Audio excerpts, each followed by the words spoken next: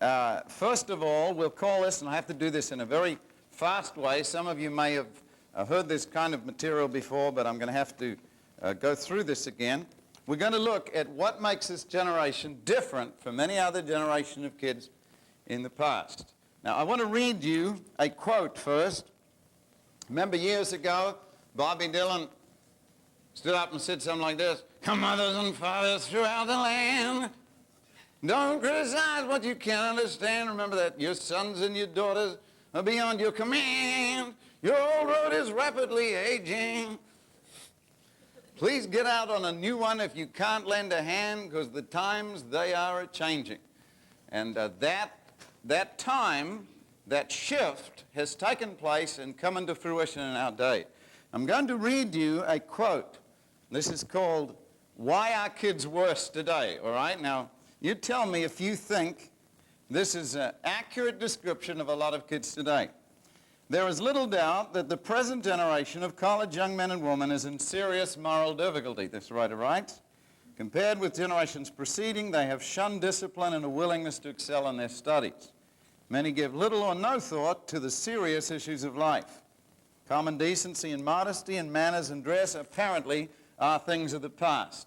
The fact that evil is called good while good is called evil, I'm bad. He didn't say that, but somebody else did. Seems to be of small concern to them. Student groups indulge in wild orgies of self-gratification, while co-eds dress and walk in a manner deliberately intended to arouse sexual desire. Both young men and women in their actions and conversations make sexual overtures in the most shameless fashion." Does that sound like a pretty fair description of kids today? That was written by a man called Aristophanes 500 years before Christ. Here's another one. "Our youth today love luxury," this philosopher comments. "They have bad manners, contempt for authority, and disrespect for older people. Children today are tyrants. They no longer rise when their elders enter the room. They contradict their parents, chatter before visitors, gobble their food, and tyrannize their teachers." That was written by Socrates, also in the 5th century before Christ. So let's put this down. Are kids worse today? No, they are not. They're just as bad. But they're not worse. Matter of fact, being a kid, and all of us have been kids at one time, means that you have problems that are common to all kids. And what we're going to look at in our first session together is what makes this particular generation of young people, by generation I mean 25-year span is basically a biblical generation. What makes this generation of the young different from any other kids in history? First of all, I have to give you the statement that parents use. This is the single statement most calculated to turn off a kid from their parents. All right? Every parent has used it. And here is the statement: "When I was your age..." And it's usually followed by, "I had to walk through the snow in my bare feet for 14 miles to get to school and pay the teachers to educate me," you know, stuff like that. But anyway, here's something for you if you ever get to be a parent. That is not true. Parents, especially parents, we could say more particularly grandparents, never were the age of these kids. These are unique pressures. These are things that have never happened, we're going to give you this morning, have never happened to any generation of children in any time. The first one, and the one we want to focus on, is that this is the first generation growing up with total media exposure. That has just plain never happened before. When we say total media exposure, we mean that it is now possible, as a technological revolution, of course, it is now possible for young people to be put instantly in contact with any other place in the world, to see in living color that which is happening only a few seconds before on the other side of the world. With satellite linkage, in the old days, for instance, say there was a major war. You might hear about it by a runner who collapses in your door, having run for 6 months around the world. By that time, the war is probably over, but he's getting the news. A war has just broken out in Polynesia or wherever. Now you can see that war. If a plane crashes in Thailand, boom, it's on the morning news. It's just there. And what we're looking at is not the content of what is being said, though that that in itself we could ask a lot of questions on. I'm not saying what this media is saying to kids. We're looking at the media itself. And we are going to particularly focus on television, because television is a new medium. When you think about it, before 1950, there really was no television. So in the lifetime of many people on this ranch, television was invented and brought in. It's a brand new medium. We have not really paid a lot of attention until the last decade of the effects of television on kids. So what I want to do is show you what particular pressures young people are faced with because of television. Now, again, we're not talking about what television's saying. Everybody goes, you know, there's a lot of demonic things on television. Some give you bangy loop. There's a lot of bad stuff. I'm not talking about what's on television. I'm talking about the medium itself. We've got, when we look at TV, three very important techniques that have developed. First of all, television has taught kids to love and to live in the in-depth experience. They will call this, the way kids learn today, the primary way young people learn today, is not the way kids have learned for the last 300 or 400 years. The primary way kids learn today is not by books. Now, in the old days, see, Gutenberg, remember, he invented the printing press. Up to that, if you wanted a book, you had to handwrite it. So a bestseller was like 40 copies. When Gutenberg developed the printing press and the first Bibles were printed, made the Reformation possible, it really trained generation after generation on what we call print technology. And the way that you learn in print is simple. So you start at the top and you work down. Unless you're Hebrew and you work from this side. See that? I don't know, very many people go this way, but see, the Chinese, of course, they read up and down like that, see, which makes them much more godly. When they read the Bible, they're always going, yeah. And we're going, no way, no way. You know, anyway, this linear thinking actually affects communications theorists say that we have really two ways of processing data. They call it left brain, right brain activity. One side of your brain sort of deals more with the artistic, the inductive, the picture type stuff. The other side of your brain deals with maths and point 1, point 2, point 3 things. Now what has happened is that this reading stuff and learning stuff from books has highly developed us in that point 1, point 2, point 3 thing. But what it has not focused on until very recently is that other whole side of the brain. So what we're seeing now is a communications revolution that shifted away from the print kind of thinking to the other kind of thinking, which is picture thinking. Okay? Television has been a major contributor to this. Now let me show you some things. We'll give you some fun little things you can do yourself. What is this in-depth experience? We'll call it sampling.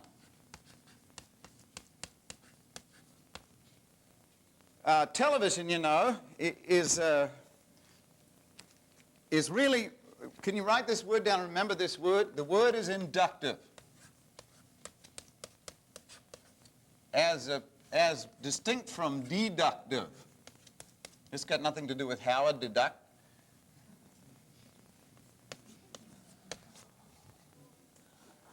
Thought I'd throw that in.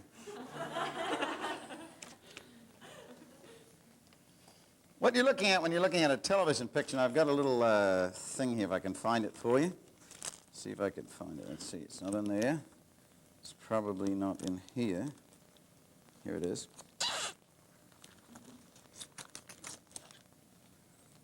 What you're looking at in television is a still picture or a shot that is changing 50 times a second. So within 1 second, you're watching 50 different changes. The average person sees 795,000 pictures a day, television. These are constantly shifting images. And what kind of image is a television picture?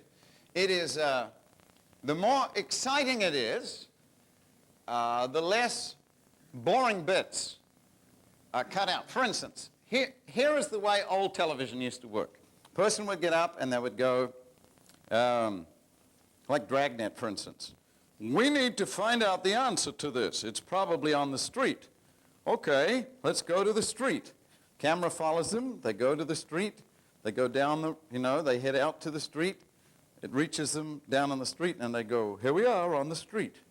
Now, let's look. Now, today, what they do is they cut out all the boring stuff in between.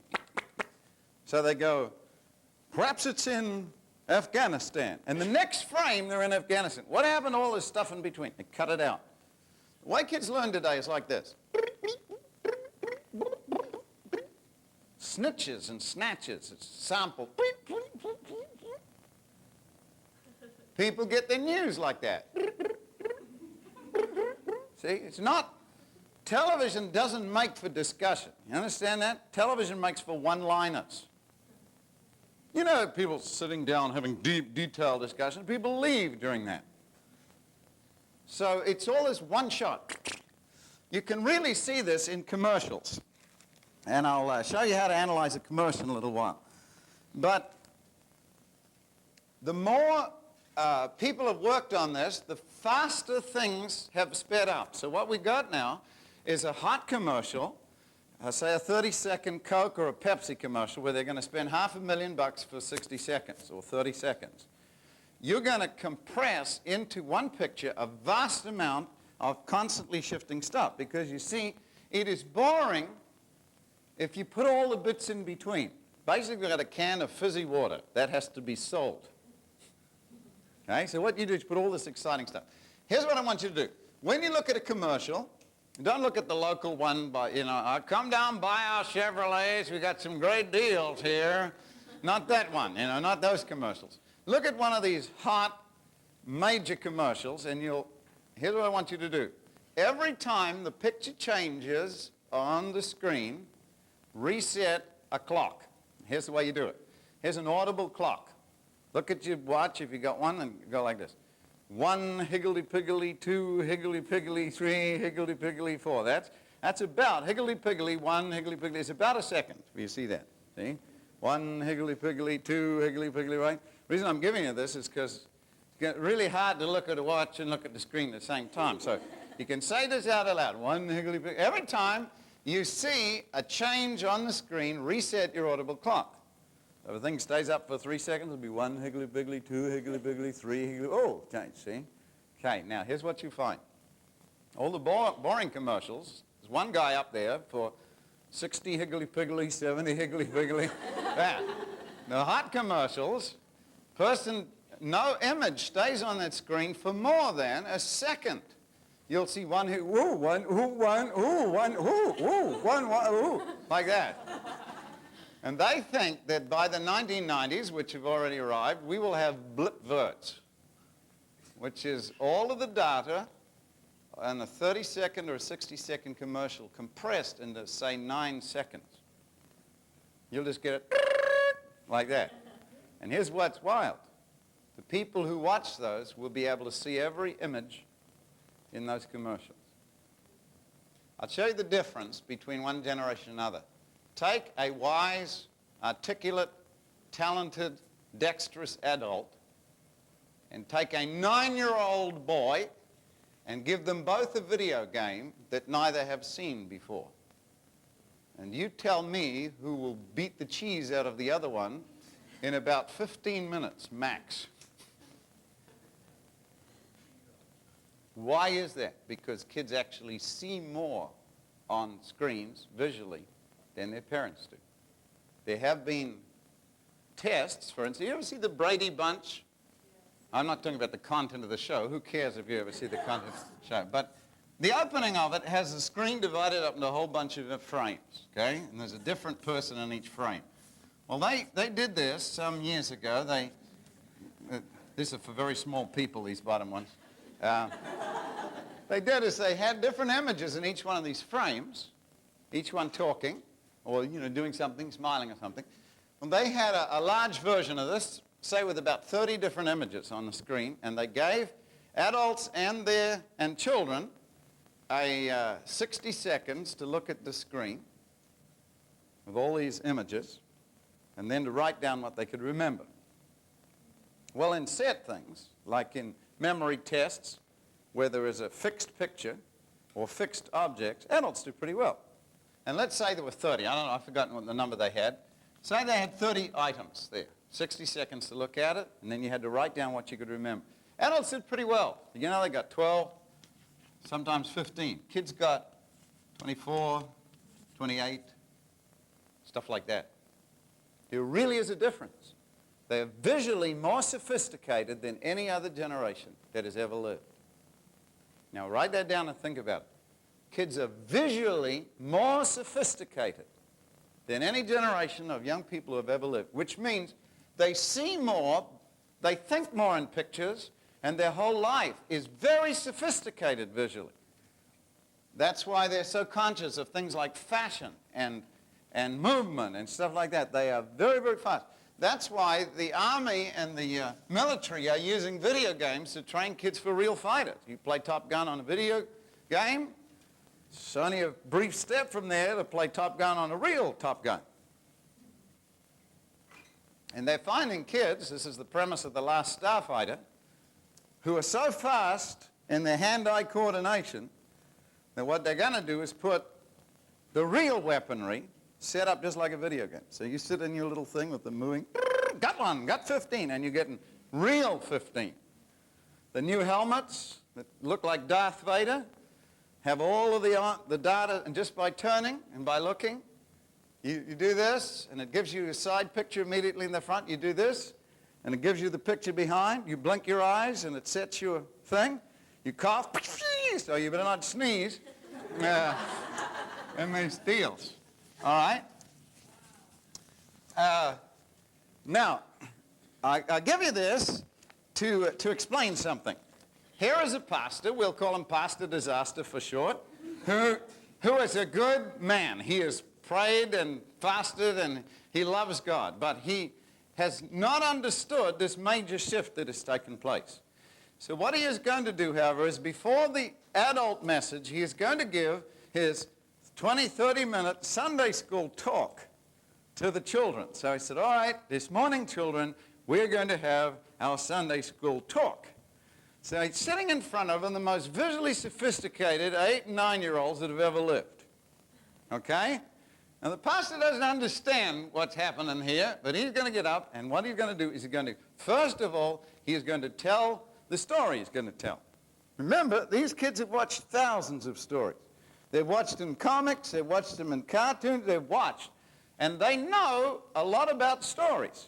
So the pastor begins, he gets about 2.5 minutes into his message, and the kids are looking at each other like, oh yeah, I know, huh, that's right, yeah.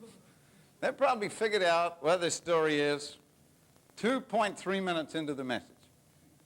Well, pastor grinds on, he finishes it, see? Okay, kids all look at each other. Then he explains it.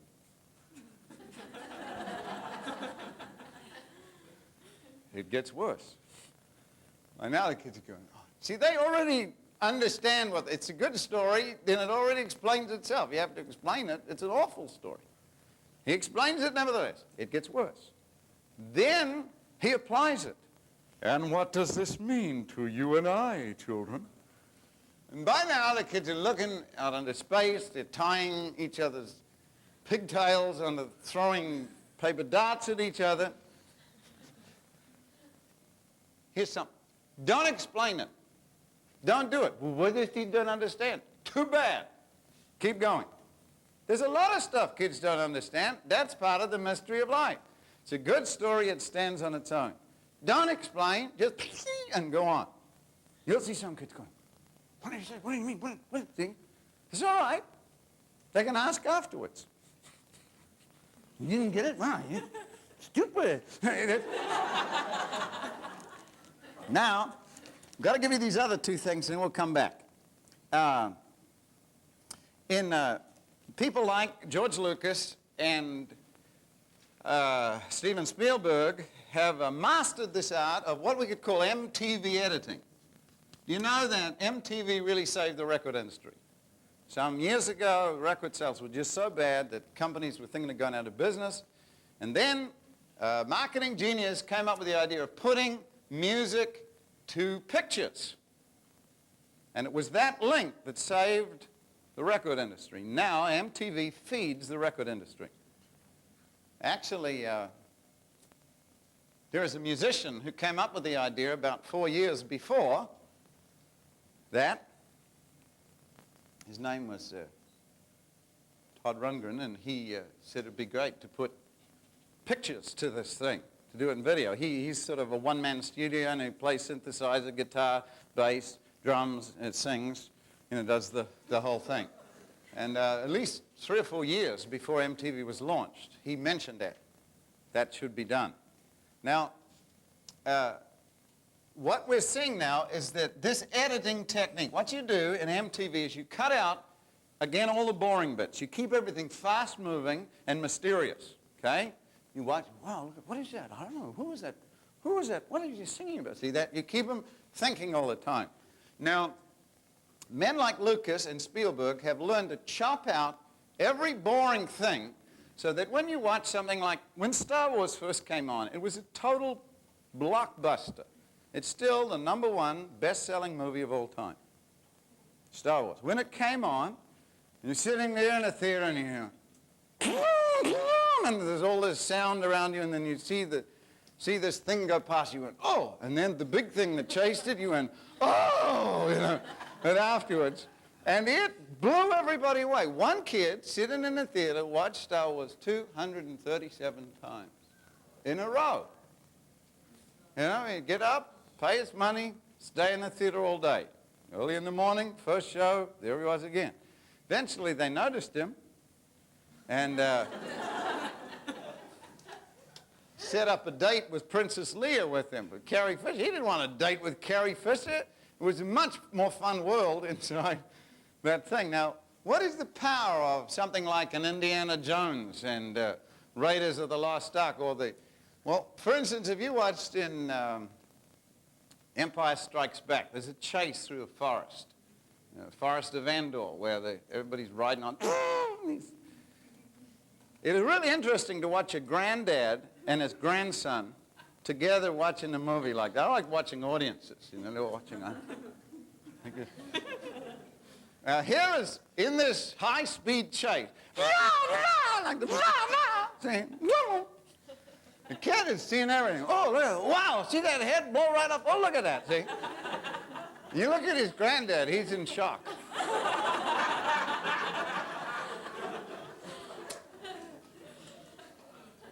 What is happening? Kids have learned to follow things really fast. So what the film editors are doing are deliberately experimenting to see just how fast they can throw action up on a screen and you still consciously perceive it.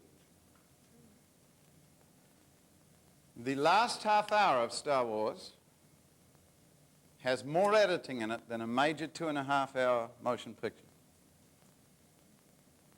And if you watch it on video anytime, you'll see the MTV editing that is used. And they'll go, I'm going under it, you can't, stop, not like that. It's constant, cut. Go with your one higgly-piggly. For a whole half an hour, you'll be going, one, two, see? And what these things do is they lock you in, force you to stay interested right through to the end. Okay? Now, stop thinking in terms of preaching the gospel. Okay? When we're looking at this thing, start thinking in terms of lost audience. Why is it that these people are looking into the ceiling and are gone? Why is that? Is it because the pastor has not prayed and fasted enough? No. There is a different kind of audience in front of him than the one that grew up reading books. Different. Okay? Now, let's give you these other quick two, and then we'll come back and show you some things need to be done. The artificial interest thing, they sustain artificial interest by putting all kinds of different exciting stuff. So we could put, you see, basically,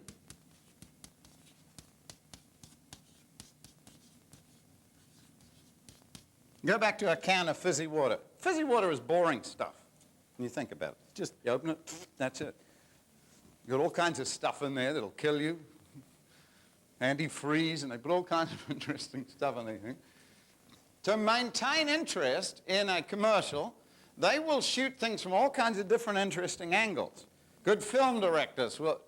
You ever think, where's the camera in this thing? You'll have, it's really interesting. Because sometimes the camera sort of looks like it's hanging out in space, it drops, comes around, goes down on the floor, and you're thinking, boy, how do they shoot that thing? They're forcing you to stay interested by giving unusual angles. You know that when you take when you take a photo of your friends and everybody's standing, like this, and they're this high, because you had to get everybody in, that thing. And you wonder why your pictures don't look as good as others. Well, you got your other photographers who are doing this, kind of shots like this. In television, they do this. The frames are shot in all unusual action, and they have a helicopter shot from the next one, sort of from the ground, looking up your nose hairs, and this. They keep the interest by changing angles. Now, let's go back to our pastor. Where is the pastor speaking when he's giving this morning message to children? Not where I am here, but in a pulpit, about 100 miles away from the closest person. He is way, way up there, and not only that, the pulpit is 50 feet above contradiction. Very, very high pulpit, see? And it is massive. See? It just has this large thing there. And what it says is, I am guru. You are devotee. See? What must you do to lessen that communication gap between you and your audience? Get as close as you can to them. That's why we throw out pulpits and put these things in. If possible, not be on a platform if you're in a church. Get as close to your audience. That's why street theater works so well. The difference between this, for instance, preaching, kids think in terms of, this is a preacher. See? But if you have a musician, watch the difference in the kids. Right? Here's a stage. Here's kids. See? Speaker. Kids here. Musician. Kids climbing up on stage. See, what is the difference here? See, music and drama is involvement stuff. It gets people into the story. Speaking has normally been, I want to share with you 7 points.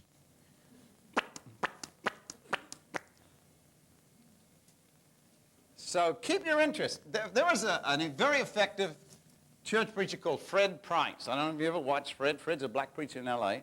I've watched him a few times on television, and I've come to this conclusion. I don't know why he has a pulpit in his church.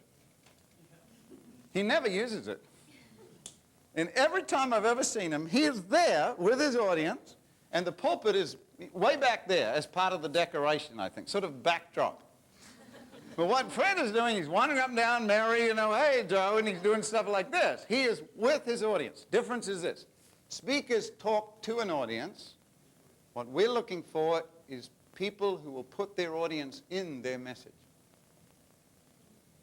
Now, in the old days, we need to think of the history of this thing. Why did people put a pulpit up like that? What was it there for? Why was it so high? For sound. They had no PA systems. Now, you get guys like George Whitefield, who on a clear day that was rumored you could hear him from 5 miles away. He hardly needed a thing. But most normal people had to get up real high. They put a board sometimes behind them to help reflect the voices out. So you had to get up there like this with the audience out there in a place where everybody could see. And I've preached in a church over 300 years old. The pulpit was 1.5 stories high. It was this small. The church was held up by these huge pillars, but this was the only place in the entire church you could perfectly see and hear the person in that thing. If you moved just 2 feet to the whole column would cut you out. See, it was precisely designed. And we don't need that anymore. We got this. We got PA systems. We got all kinds of stuff. So now you can talk to one person like you can talk to 40,000. You could do this, talk here, have something thrown up in a video screen, 100 foot high, and just talk to 40,000 people like you talk to one. But what if You didn't know that. What if you, based on 200 years ago, stood again in the place where people did 200 years ago and shouted at the top of your voice so people could hear you, with a PA system and with a television, which is exactly what a huge chunk of pastors is still doing. I want you to know. Now, what happens, because we're now a high-tech church, we bought some video cameras. The sound system is killing people. They're going, ah, ah, ah. They keep moving back further. The pastor turns the volume on. It's kind of a competition, you know. Anyway, as he's shouting, of course, these good video cameras are equipped with zoom lenses. The zoom lens does is it brings the person that close, right? See? But the pastor is still shouting, see? Hey, what? No! And the person, then he wonders why nobody watches his TV program. Because who likes to be shouted at from 3 inches away? Billy Graham did an interesting thing. Wally Duguid, who lives in this area, is a sound engineer for Billy. Some years ago, Billy did a crusade, and they normally just tape the crusades, you know, with persons speaking. And this particular thing, they had an embarrassing thing happen.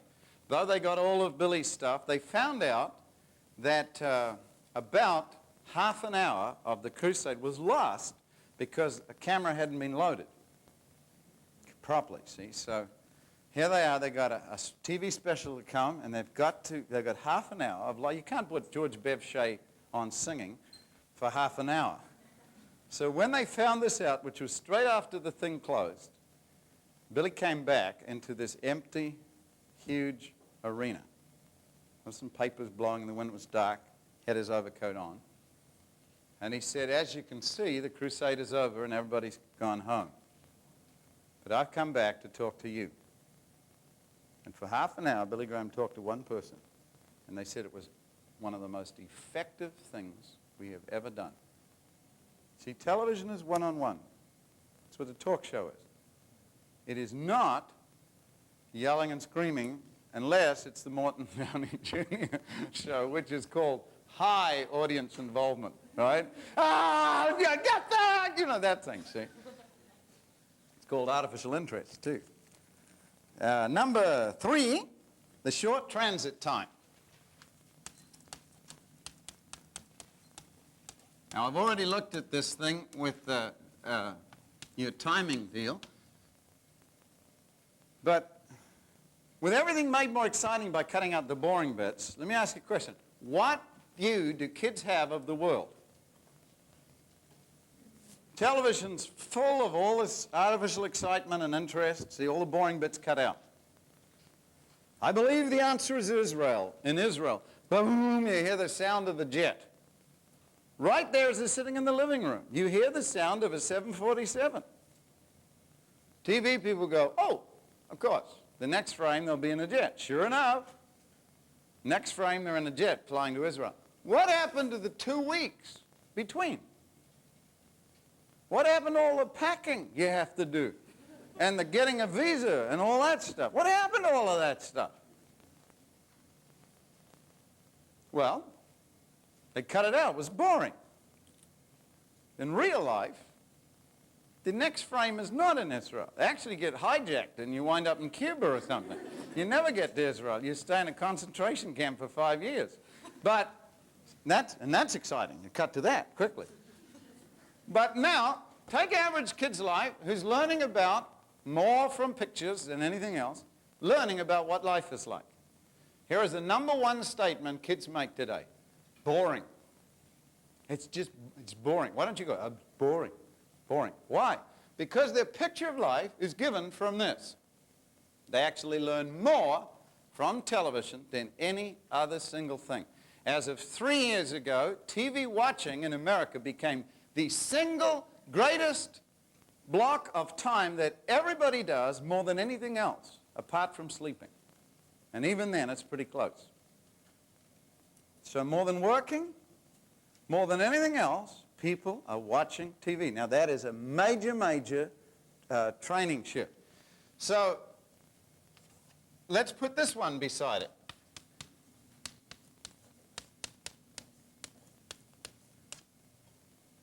You ever notice how impatient kids are? Going, come, hurry up. You see something? Can I have that? It might be in a year. A year? Why not now? Well, we can't afford it. I'll sell everything and I'll buy it. See, they don't. And there's no idea of putting it off. Like, why can't I get married? Well, you're only 14 years old. Well, I love you. Why can't I? See? I don't want to be a teenage spinster. Everything in television is solved in an hour. Boy meets girl, girl hates boy, crook kidnaps girl, boy rescues girl, girl still hates boy, girl now likes crook. All of these things must be solved in a single hour with pause for commercials. Real life things don't happen like that. It takes a long time sometimes to get things done. Even in the Bible, you're witnessing an edited commercial form of recorded history. In Acts, for instance, they cut out a lot of the stuff. It just says church spread and grew everywhere. It doesn't say, now Julius Pratney, he went down and married Juliana Pratney, and they lived for a long time. And it cuts all that out. It goes, there's a great miracle here, there was this. And you see it in like 3 or 4 chapters. It's all compressed. Can you tell me the effects of this lot of pictures, little words, fast-changing things in other media? Can you tell me, for instance, we see it in concerts. That's obvious. You know, you have a show in a concert. Nobody comes out and sings anymore. You've got to have lasers and smoke, and people got to fly around, and you know, all kinds of stuff. You can't just watch it. That's why Michael Jackson shows are always so entertaining, because he's a master of the fantasy world. He creates these, people go, oh, isn't that awesome? I mean, who cares if he sings or not? It just looks great. See that? Kiss, for instance. Those, I think with their makeup off, they look worse. They should have kept the makeup on. But a guy like Gene Simmons, when they put a show together, they didn't want people to go, wow, it was a great show. They want to go, these guys are gods, man. This is totally out of this world. It makes you feel like an ozone warrior just watching. Now, what about magazines, for instance? How have magazines, newspapers? Can you give me an example of a newspaper that has been deeply affected by MTV, that as of now is the #1 best-selling newspaper in America? That should give you a clue. Yeah, USA Today. Only the Wall Street Journal, which is a kind of a financial thing that everybody reads. USA Today, USA Today is the most popular newspaper. And have you noticed how local newspapers are changing their format? Have you ever picked up USA Today? And I heard a guy say, I will give you a couple of bucks if you can find one single opening sentence on any USA Today thing that has more than 15 words in it. See all the pictures? What about people? And see the pictures? Tons of pictures. Bleep, bleep. Little bit of stuff. Then big picture, then little bit of stuff. See? Why? Why do people do that? Because it's more visual today. Now I'm going to ask you a question. How, in the light of this, can you modify speaking? All of us are going to have to speak something. Some of you are going to be doing drama, street theater. Some of you will be singing. Some of you will be miming. Some of you will be dancing. Some of you will be doing puppets. You'll be doing all kinds of stuff. In the light of what we've given you here, what changes must you make in what you do when you actually are talking to people? Okay? This thing here means, because they're a sampling thing, then what you do is you give your stuff in samples. Okay? Practice one-liners. You know what a one-liner is? It's a statement that sums up maybe an awful lot of thought to get that one liner. Matter of fact, Here's the thing. Your opening 30 seconds is when kids are going to decide whether you're worth listening to or not. That opening 30 seconds is going to make or break it. Now, we're not doing in these classrooms what, obviously, because it's more a teaching thing and rather than a reaching thing. You understand that in actual preaching type situations where you're trying to get an unsaved audience to stay, your opening 30 seconds is probably the most important thing of all. Just like flipping a channel. Bleep. You see something. Am I going to watch it or not? It's boring. Somebody's talking. Bleep. And you're gone. What is a one-liner? One-liner is when you think a lot about something and then you're able to compress it down into one little single statement. All great street preachers have one-liners. You learn that. You know, develop some. I was in Australia at the start of this year. We had had the largest turnout of any Christian thing in the history of that city. Kids came out, the woodwork, all churches cooperated. We had a lot of kids come to this thing. We had to move it to the dog track to hold the crowds of people that were there. It was good. That mayor and all the other people came out in the city and stuff. So in the middle of it, ABC, Australian Broadcasting, which is secular television, no real Christian television over there, apart from a few little inserts into things, sticks this ice cream under my nose and says, "You think this is a bit unusual with all these young people coming out for a religious gathering?" See, now, what are you going to do? You're going to sit and go, "Well, actually, let me give you a little of the philosophy or the background." See, they don't care. People are going to be watching for maybe 5 seconds. They're going to decide whether or not they're going to listen or not. Television's always like that, little bits. I said, actually, this isn't a religious gathering. It's Christian. And this is unusual only here in our backslidden West. In the rest of the world, all kinds of fun things are happening like this. And then he said, "Well, what do you think of naming certain famous television evangelists who just blown it in America?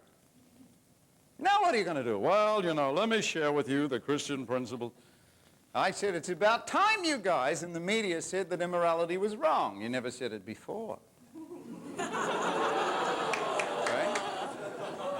Now that's a two-liner. But understand that, see, what are we looking at behind that?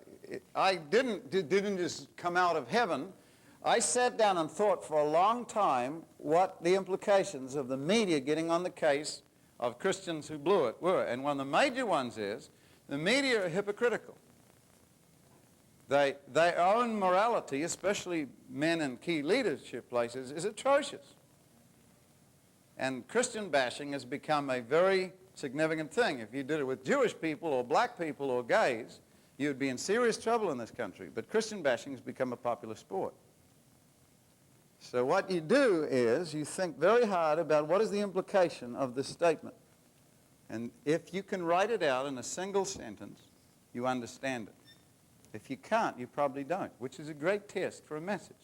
Can you write what you want to say in a one-liner? If not, you're probably either trying to say too much or you still don't know what you're talking about. You ever heard this? Kids say, "What was the meeting?" "Oh, it was wonderful." "What did he say?" "I don't know." I have no idea at all what you're talking about. It was profound, though. This artificial interest, what are you going to do with that? How are you going to maintain an MTV generation of people? Shoot silly string at them. That is the first thing. Everybody buy a can of silly string. No, do whatever you can to involve them. That's why I like these kind of things and not, this thing here, mic that sticks up over here that they force you to use, standing in this pulpit 400 feet wide. How can you do anything? Your face is going to be locked in like that for an hour. So disconnect from that thing. Get away if you can. See, I have fun. I go out. I get people in the back. See, I have all kinds of fun. I give them a hard time, get the backsliders. I even leave. I walk out. Goodbye. And with the mic, see, with a radio mic, too, or a long, long cord, They can still hear you. You can be talking outside. Hey, it's nice out here, you know. See, keep the interest by keeping moving all the time. Keep shifting. Get them guessing where you're going to come from. Ah! See, don't be afraid, by the way, to be childlike.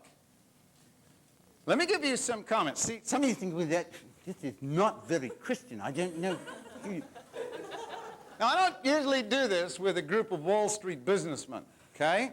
We're talking about kids who are deeply, deeply affected by television. The more of a youth-type audience you have, and adults don't mind. You know, if kids are having fun, the adults will put up with it.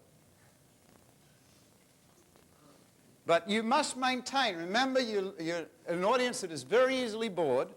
So keep shifting. Keep shifting what you're talking about. Don't stay. Let me diagram it for you. Here is the old way of speaking. You know, point one, there are many paths in life. We have a lot of different paths in life, don't we? Point two, which path are you on? Point three, it is probably the wrong one.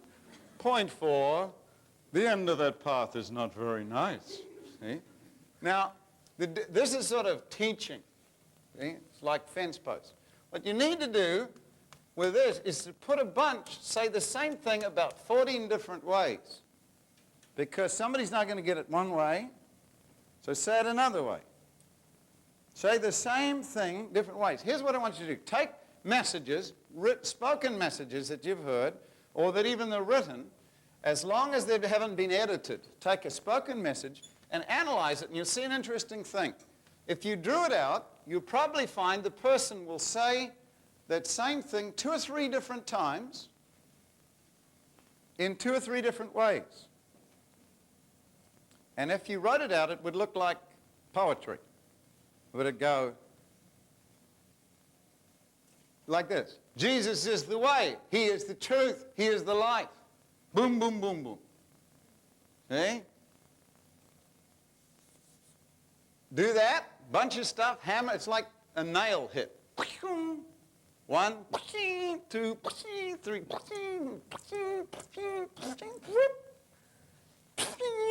like that.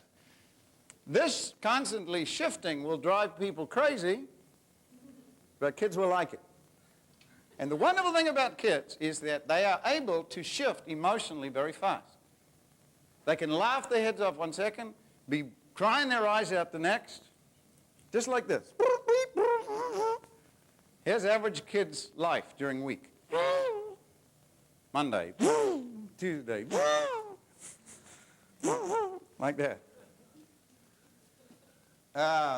Keep everything short. By the way, you can speak for a long time to kids if everything is short within it.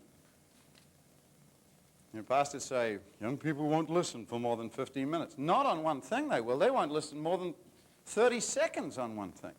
But if you keep shifting it all the time, keep moving, keep your illustrations moving, leave things unexplained sometimes. Jesus didn't always tell a story and then say, now let me explain this story. He just, look at Revelation. Did he explain that? I wish Spielberg would do Revelation just as it is. That would freak people completely out of their heads.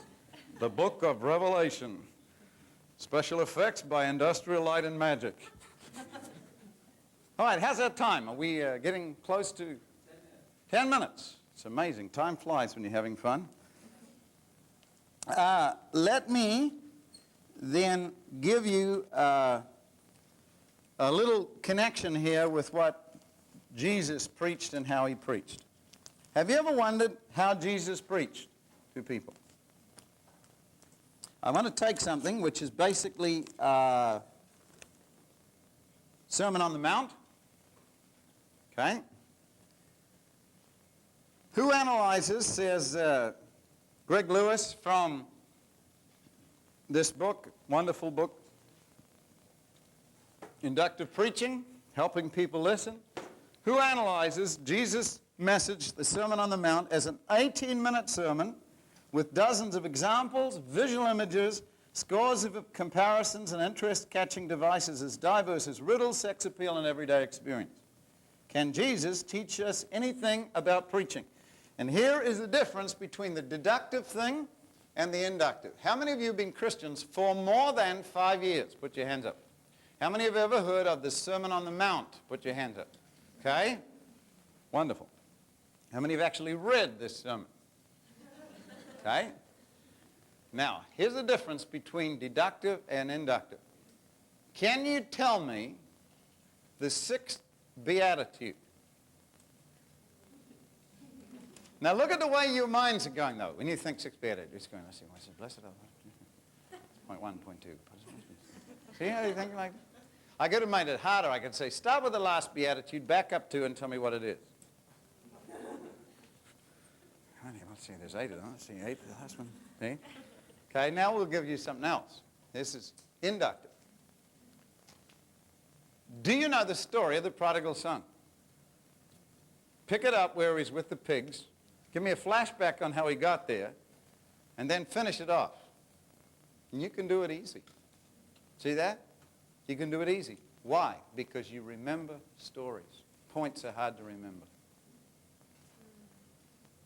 So what you should look for, pray for, and keep your eyes open for are good stories.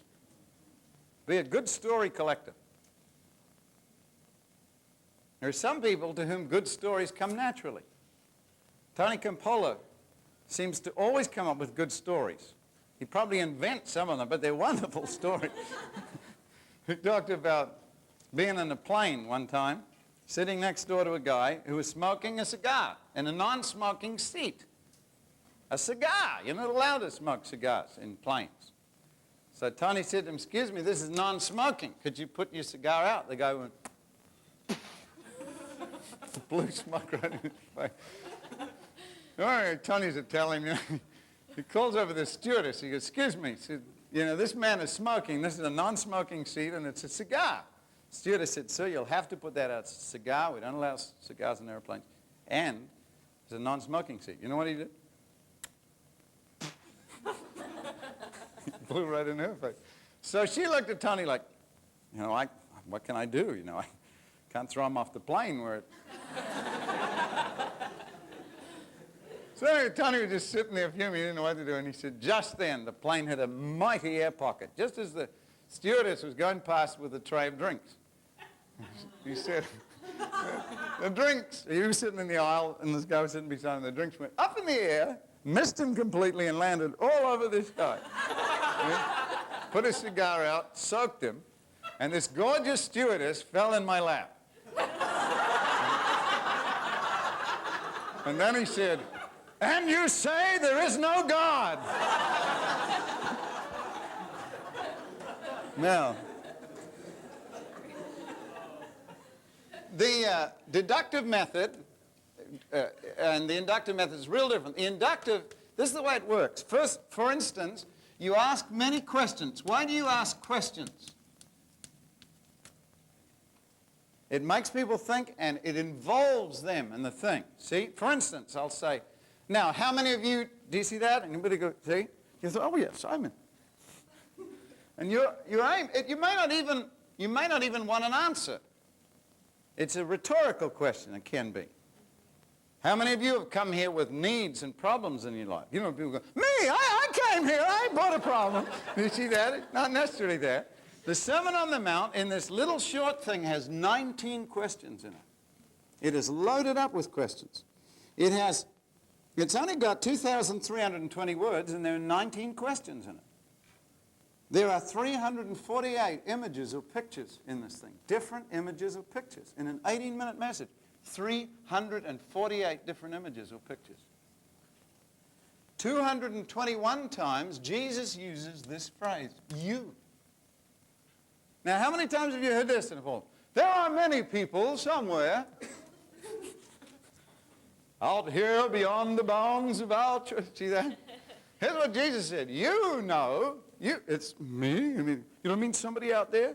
We often talk like, there are a lot of people, of course, wouldn't be anybody I'm speaking to today, and I don't even know why I'm speaking to you, but there are a lot of people. See? Jesus is personal, direct, you. Now, I want you to see the difference in tenses. In the Sermon on the Mount, have a guess which would be the most well-used tense in the Sermon on the Mount. We've got tenses like past, present, future. Present is the number one tense used. 65% of the Sermon on the Mount is all in the present right now. Okay? Here's the difference. In this kind of stuff, the audience plays a part of authority. In other words, the audience is going to decide whether or not they want to listen to you. And the other one, you're sort of like the guru. See, like, I'm here because I'm going to share with you something that you ignorant clods do not know. Now, our modern audiences sit there and they go like this, I don't care who this guy is. He can be president, he can be king, he can be famous movie star. I don't know whether I believe him or not. The way they find out that is to match what you're saying with their own present experiences. They go, is that like it is or not? Yeah, that's like it is. Okay, I'll listen a bit more. Do you see that? So Jesus uses present all the time. 65%. The next major tense, out of the two we got left, future. You're right, future. Future is used 30%. Because it's mysterious. Jesus is always talking about what is to come. Gives you an idea, this guy knows where he's going. And guess how much of his message is the past? 5%.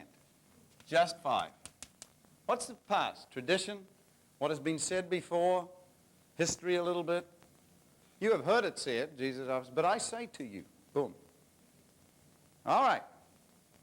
And having put that together, it gives us a little idea of what we're supposed to be doing in our stuff. These books I do recommend strongly. How to Speak to Youth, Ken Davis, group magazine publication, and it's got a lot of stuff on preparing your message. It shows you how to lay stuff out, think through it so you know what you're talking about. And then this one here is a great analysis of the difference between inductive and deductive and the shift that has taken place because of that. All right, that's part one. And with that, we will take a break.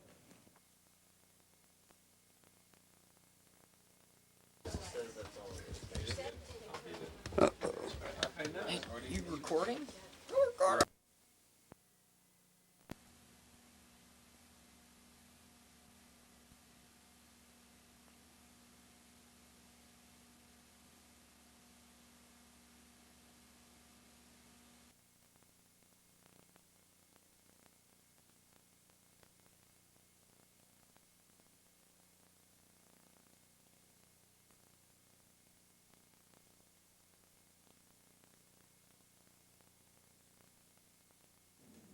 We have been looking at the major differences that have come about because of the changes in perception. We've called these two differences deductive and inductive.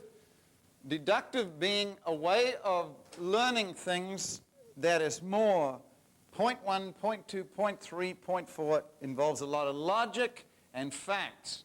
Inductive deals more with pictures. It deals with questions and experiences. And what we have said here is that for the first time in a long time, about 500 years, people have begun to move away from the way they used to learn stuff with print back to an old way of learning things. And that way is and involves these kind of things. Let's put them up here. We'll call it, it involves storytelling. It involves music and song. It involves dance. It involves drama. It involves group interaction and participation. Now, what we're talking about, is this stuff new stuff? Is this all new? It was only invented since television. No, it's not. It's been around since the dawn of time. Now, I'm Maori by my background. Our Maori people in New Zealand, we didn't have a bunch of books that the Tohunga printed up. What we had is we had dance, we had music. You learned stuff about your country and you learned stuff about your tribe by watching somebody do something. See, you watched it. It's called modeling, which is another part of this whole inductive process. By drama, you acted out something. By talking close in groups and all that. What we're saying is that for 500 years of print, we have learned primarily this way and also studied that way. Now we're going back to learning this way and hopefully studying that way. Okay. Let's look at a little bit of history. I mentioned to you George Whitefield. When George Whitefield was 21 years old, he had 50,000 people coming out in the snow to hear him speak at 6 in the morning. Okay? No microphone. Just George Whitefield. Let me ask you a question. What do you think George Whitefield's sermons were like? If you pick up one of them printed, and I've got some of them, you'll be absolutely disappointed. You'll wonder, what in the fat did anybody ever listen to this for? Because somebody asked George Whitefield when he was alive, can we reprint your sermons? You know what he said? Yes, if you include the fire and the lightning.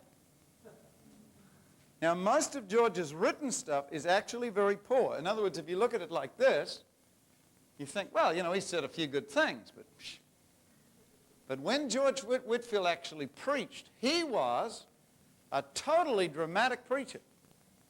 You see, he grew up in a pub, in a bar. His dad died, his mother remarried. The guy that she married ran a bar. So George Whitefield's childhood was spent among hookers and pimps and highway robbers. Those were his friends and the people he grew up with. He was also a great mimic, and his favorite trick was to take off on preachers. He was a Flip Wilson.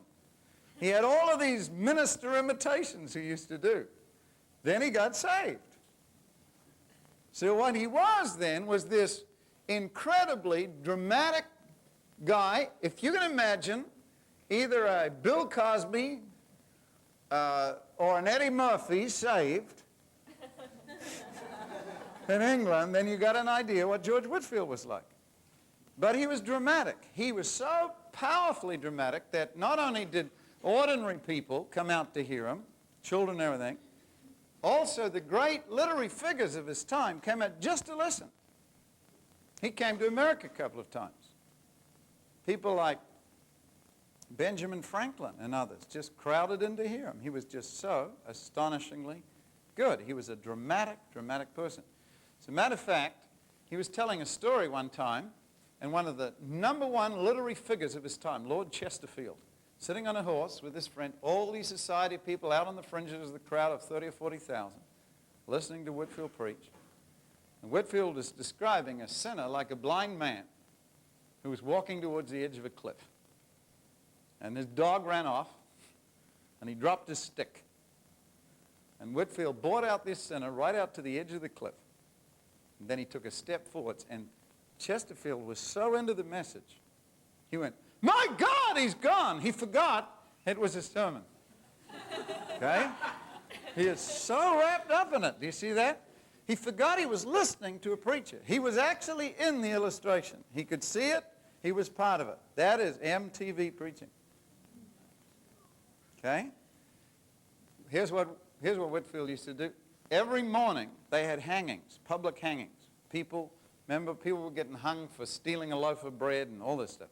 So every morning the whole town crowded down to the public hanging place to cheer as the people were hung. I mean, it was really, if you think times are bad in L.A., the gangs, you should have seen Whitefield's time. All the kids got front row places to watch, and they would watch, 5 or 6 people. Hey, it's getting hung today. Oh, they got old Joe. Oh, too bad, Joe. And they're all there. Here's what Whitefield did. The moment the hangings were finished, Whitefield would get up on the scaffold and preach from the scaffold. And the crowd wouldn't leave. They just stood there. He got up one time, he announced his text. It is appointed unto man once to die, said George Whitefield. There's a shriek from the audience. Ah! See, there's a silence. And then a couple of his workers pushed through the crowd, and they looked up and they said, cry aloud and spare not, Brother George. An immortal soul has just passed into eternity. Somebody had died right there. So Whitefield stopped and he said, it is appointed unto man once to die. And there's another shriek, and a second person died. It was recorded that they paid very particular attention that day. Whitefield was not only loud, he was also incredibly, his voice was just an incredible voice. He was kind of a Richard Burton type voice, you know, a rich. Matter of fact, the top Shakespearean actor of his day, a guy called Robert Garrick, said he would give 1,000 gold sovereigns, it's a considerable sum of money, to be able to say the word "oh" like George Whitefield. Now, one of my all-time favorite preachers, and man certainly with content in his life, if you said a man who was a thinking person, had a lot of logic and facts, was Charles Finney. I now want to give you the number 2 major criticisms of Charles Finney's ministry by other ministers in his time. Would you like to hear what they were?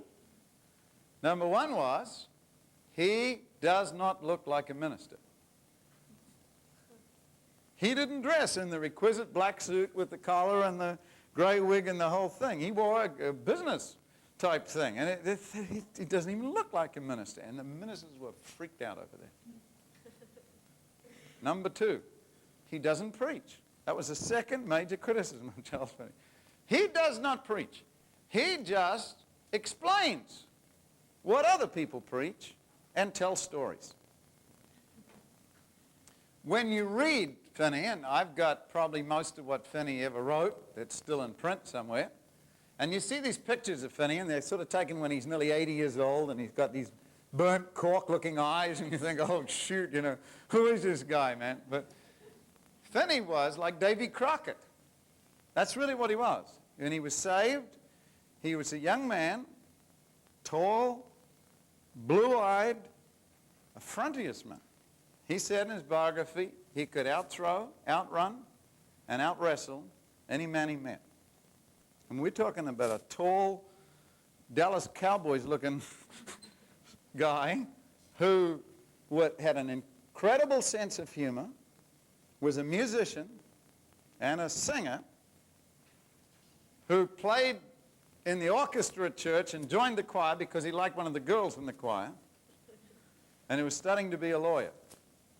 So what you got then from that background, he was so dramatic when he preached that people were totally freaked out. He'd say, he would describe what happens when a sinner passes into the presence of God. And if you read occasionally in these sermons, which were handwritten by people who were just there writing as fast as they could write, you can occasionally pick up in what sometimes took 2 hours compressed into the space of what can be read in maybe 30 minutes. But I have a book that was written by a guy who was in Finney's Bible College and who was there when they called him President Finney, and there was actual, literal conversation written down. Finney speaking, the reaction of the audience, not edited. Now, here's something I want you to try. Have you ever had a really exciting conversation with somebody, you know, where you both talk, oh, no, this kind of thing? Here's what you want to try and do. Tape it. Tape it. And then try and type up about 10 minutes of your conversation, exactly as it is. And it'll look weird to you. You ever seen a transcription of what you've said? It's really strange. It's not at all like things are in books. And most of it, you've got to put all these dots and sounds and things. Because here's what it really looks like. It's like that. Now, how do you put that in print? See? Here's the way we actually learn. We don't learn, first of all, information-wise. We learn by spirit, and then by character, and last by information. I'll give you the order of it. It goes like this. This is called a divine order and truth. And it's real simple. Number 1,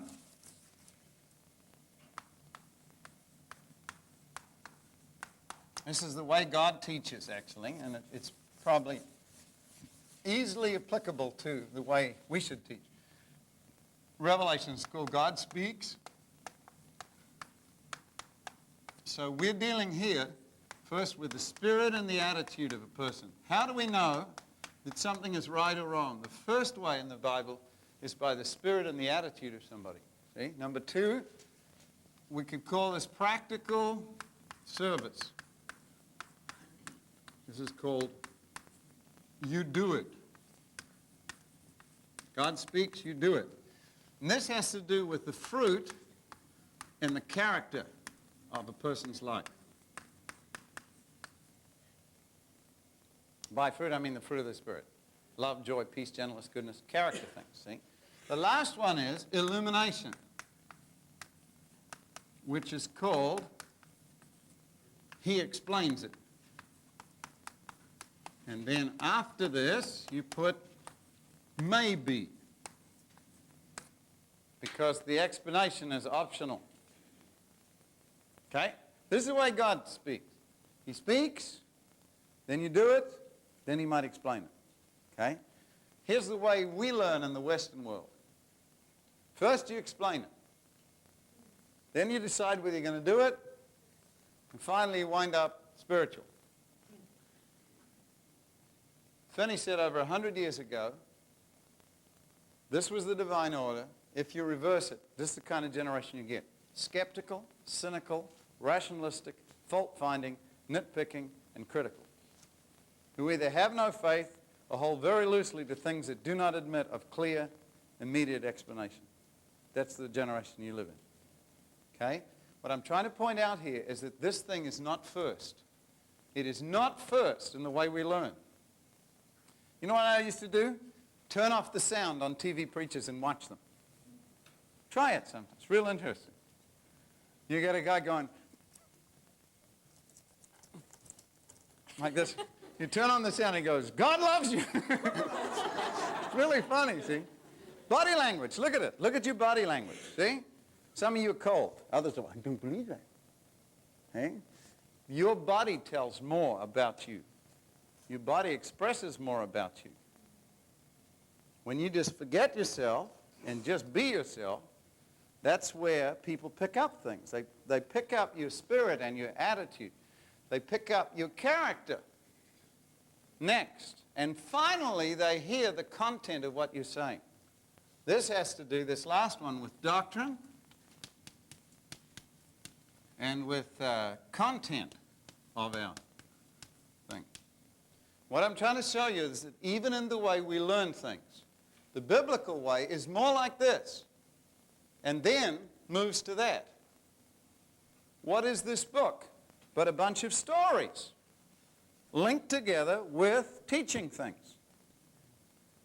It opens up with the story of creation, the story of the fall, and so on.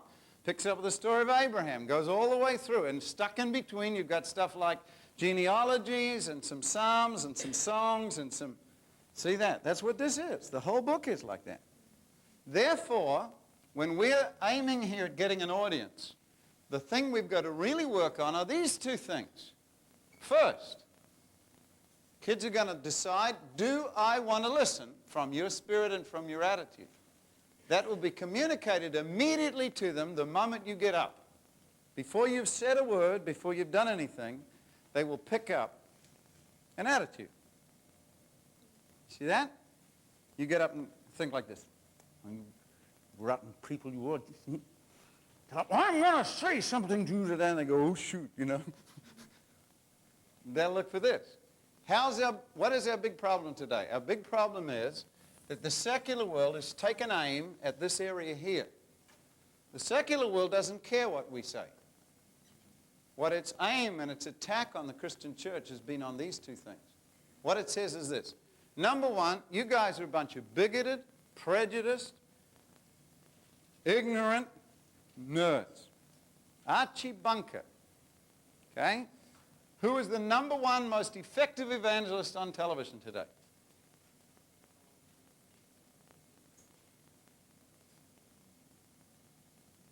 Who? Billy Graham. No. He's very effective. He's spoken to more people than anybody else in history. No, not Jimmy. No. No, not Richard Roberts. No. Who? Yeah, very close. Bill Cosby. Norman Lear. He's probably affected more people. Who's Norman Lear? Pee Wee Herman. He's an effective evangelist. Do you understand? I didn't say Christian evangelist. I just said evangelist. What we're talking about, the ability to affect people with a message. And that's why Bill Cosby is the #1 entertainer. See, look at Cosby and think in terms of this. What have we got? We've got a person who is projecting good character. See that? Family man, strongly committed, fun, humorous. I mean, you know that. Look at the show. The Family, see? Smart, articulate, funny, willing to bend, to change, bunch of stuff. We're looking here at an attitude and a spirit. When Cosby gets up, there's not a meanness in him. There's kind of like a, hey, welcome to my world thing. It's not that cynical Las Vegas kind of, you know. And that's why little kids as well as grandparents have adopted him as their #1 best paid entertainer in the world right now. Boom.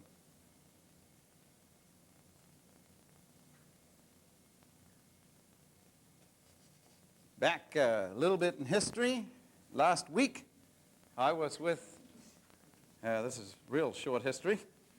Last week I was in a church in Illinois that is modeled after the church started by Amy Semple McPherson in Los Angeles, Angeles Temple. I mean, you know, Foursquare Church. Jack Hayford is probably the best well-known representative of Foursquare people today. But not a lot of you probably know much about Amy Semple. Amy, the lady who started the Foursquare, if she had been alive today, would probably be one of the most popular women in America. Because she was almost 60 years ahead of her time, a real MTV preacher. Now here's what. I talked to this guy who had worked with her. Spent 2 or 3 hours just picking his brains. Amy was a woman. First of all, she could dress totally classically. She could have these designer dresses on, like this, Hollywood. Remember, Hollywood, early days of Hollywood, and then dress totally plain and not jar. She was comfortable with both sides of society. She was dressed ordinary, she was awesome, and dressed classically, and she was awesome. She was so dramatic. Now, girls, be encouraged.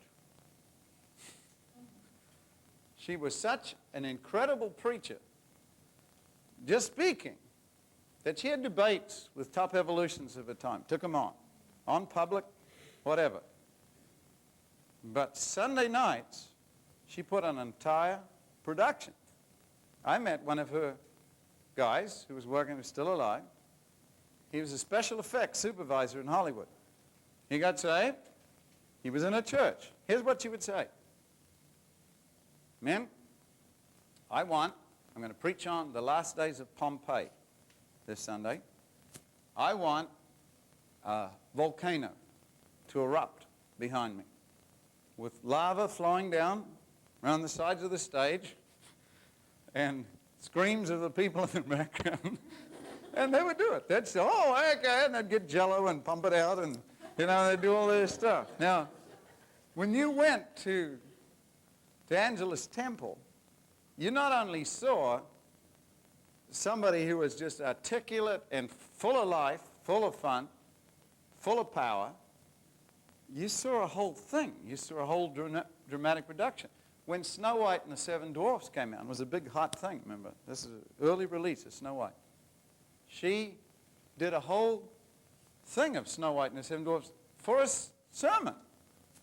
She did a whole, I don't know what she preached on, but she had them all dressed up with the different dwarfs, and the whole cast who were involved in the animation and putting together were in that service.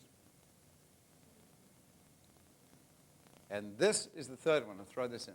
What do you think miracles are?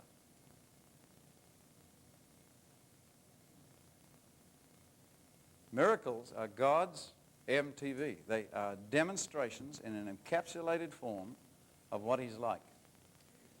John is in prison. He's about to have his head cut off. He's not sure now whether what he did was right or not. All of his disciples are gone. They've joined up with Jesus. Now he's wondering, did I get into the right thing, or was this a major mistake? So he sends his disciples to go and ask Jesus, are you he really that should come, or should we look for somebody else? You know what Jesus said?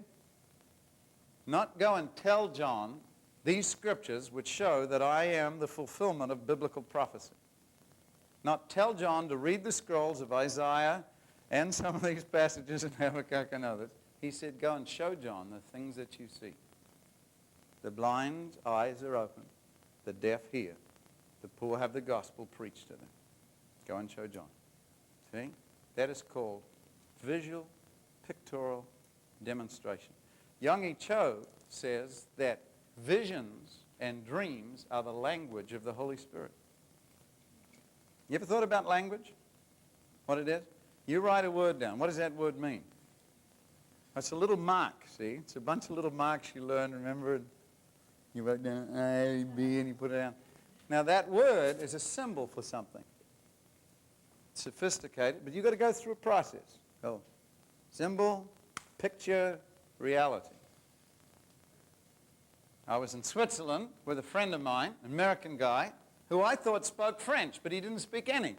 He said, I'm going to go down and get some eggs from the supermarket. You want to come with me? I said, oh, fine. I was hoping you'd just break into French. And he didn't know any. I said, you're crazy. You don't know. How are you going to order? He said, I'll figure it out. So he goes down there, and this is what he goes. Mademoiselle, s'il vous plaît. He goes, oh, we're over. Come on. What do we got here? We got pictures. Okay?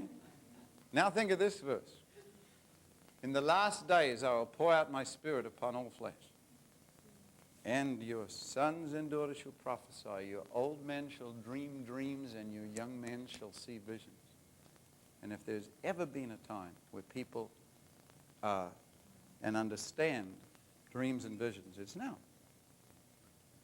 So much of what God does in the Bible is really this. And then you think about it. You understand? You get something and then you process it. So what we're calling on here is not some immediate adaptation to something that's only about 30 years old. We're talking about a going back to the way people did things before. Now I'm going to ask you another question. What patterns do kids have on listening to somebody speak? That's like a secular audience. What models do they have of listening to somebody speak? Their parents? No. Average parent only spends about 12 seconds a week with his kid. An intelligent conversation other than pass the butter, and I'm going now. The only model a kid has is a teacher. And very rarely is that a great model. So when you ask a kid to come and listen to somebody speak, they think, what is that? Comedian they understand, concert they understand, movie they understand, even a play they understand. But what is speaking? Kids have no model of speaking. It's not that they don't like it, it's just they've got no model for it.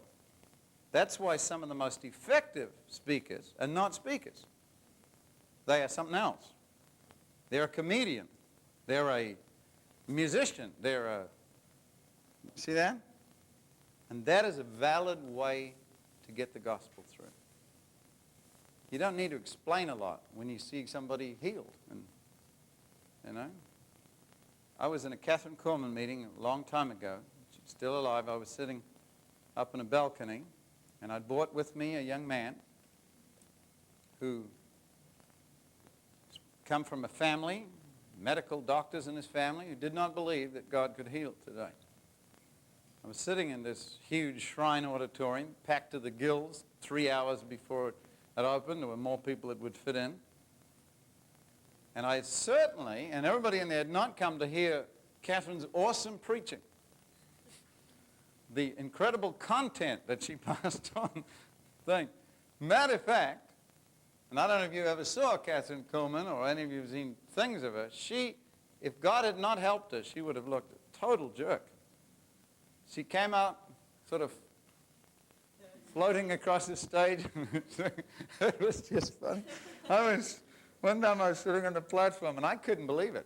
Here I am, I'm a scientist. I said, oh dear Jesus, God has got to help this lady or she's in serious trouble. Because she was not anywhere near the preacher that Amy sent when we first knew her.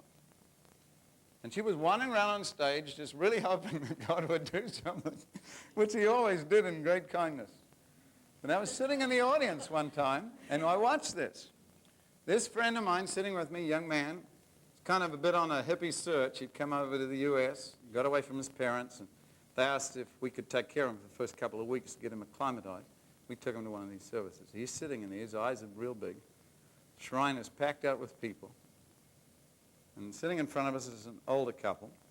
And then over here, a couple that had brought a Chinese man who was crippled, sitting there like that. So everybody's talking, And Catherine Kuhlman comes on. She was wandering around. Hello, have you been waiting for me? She does all this stuff. They're just talking away, and then suddenly the room fills up with a sense of the presence of God. You talk about participation. See? And then the miracles start happening. And right in front of us, this old couple, the guy goes like this. And he's there, like this. And he whispers to his wife, I can hear this ear. I can hear in this ear again. And where there's a little dot there on the stage, Catherine Kuhlman, floating around. Up there on the balcony, there's a man that's been healed in your right ear, just like that. See? And then this couple down there, they go, look, and this Chinese man they brought is out of his wheelchair, running. This kid, now, what is the content of this message? This kid goes, breaks down. Catherine Kuhlman said, anyone want to get baptized in the Spirit? He runs. See?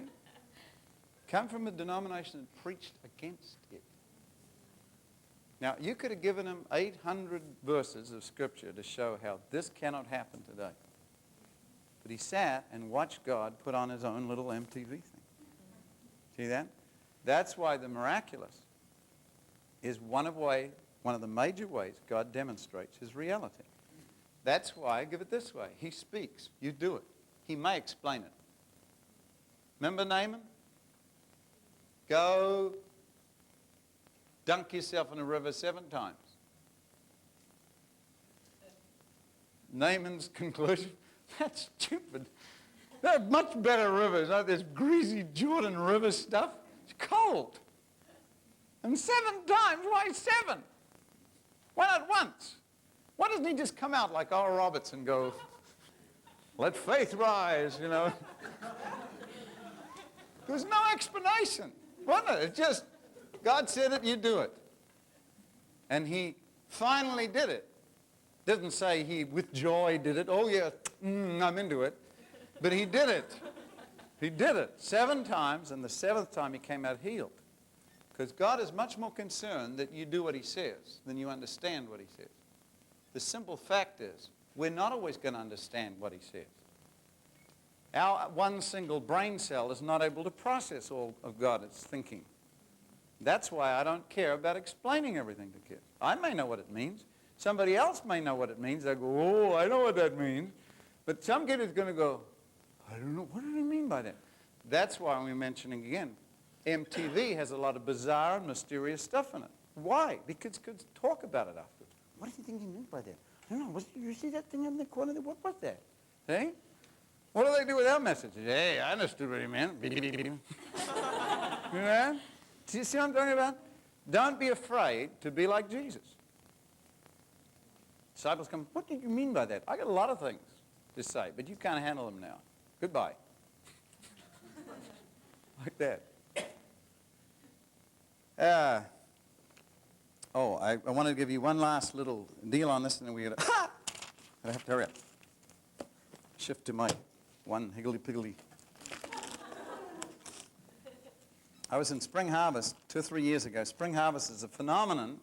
It's happened in England, an interdenominational convention held over Easter time that has jumped from around 40 people 9 years ago to 60,000 last year. That is a phenomenon in any country, let alone England. It's one of the most atheistic post-Christian nations in the Western world. Well, I was asked to speak there. I'm the only overseas speaker, okay? And I get a tent full of 5,000 kids in this particular area to speak to. Sitting on the platform are some of England's finest expository, didactic preachers. We got the John Stott type guys there, all right? The Anglican vicars who have done detailed expositions in the Greek, Hebrew, and Aramaic on everything. Now I have to go and talk to 5,000 English kids, and it's not them that are bothering me. It's the platform crew I'm with. Okay? And I'm sitting up there. See, I always sit in the corner. I flick through things. I make people nervous. I tell pastors, don't put me up on stage. Don't do it. Because I'm doing this. I'm looking and writing and scribbling. And you know why I'm doing stuff like that?